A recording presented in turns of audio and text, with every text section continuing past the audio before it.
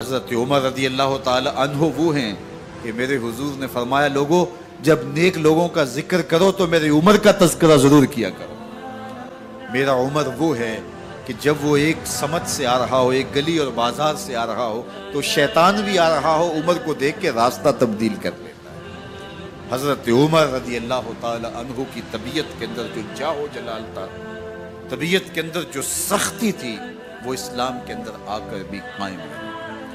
اور آپ نے وہی سختی، وہی جاہ و جلال جو پہلے مسلمانوں کے خلاف تھا، اب کفار کے خلاف، منافقین کے خلاف، حضرت عمر کی طبیعت کے اندر وہ جوش و خروش بدستور موجود ہے۔ لیکن جس دن آپ خلیفہ بنے تو اس دن آپ نے ممبر پہ چڑھ کے جو خطبہ دیا اس میں کہا لوگوں میں سخت اس لیے تھا کہ رسول اللہ نرم تھے، پھر میں سخت اس لیے تھا کہ حضرت ابوبکر صدیق نرم تھے، اب میں تخت خلافت پہ بیٹھا ہوں، اب میری سختی جو ہے وہ نرمی میں تبدیل ہو گئی، صرف فاسقوں، فاجروں اور باغیوں کے لیے میں سخت ہوں، باقی تمہارے لیے نرم ہوں۔ سب سے کم جو تنخواہ بیت المال سے اگر کسی وجود نے لی ہے تو وہ حضرت عمر رضی اللہ تعالیٰ نے صرف 2 جوڑے لیتے تھے سال میں، اور راوی کہتا ہے کہ میں نے دیکھا ہے کہ اس میں بھی 17 پیوند لگے ہوتے تھے۔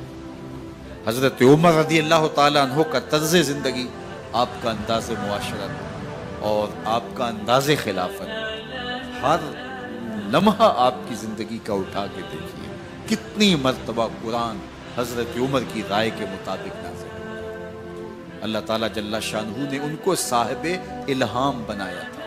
ہر امت میں کوئی صاحب الہام ہوتا ہے، حضور کی امت کا صاحب الہام حضرت عمر رضی اللہ تعالیٰ، اور آقا کریم نے انہیں اپنا وزیر قرار دیا۔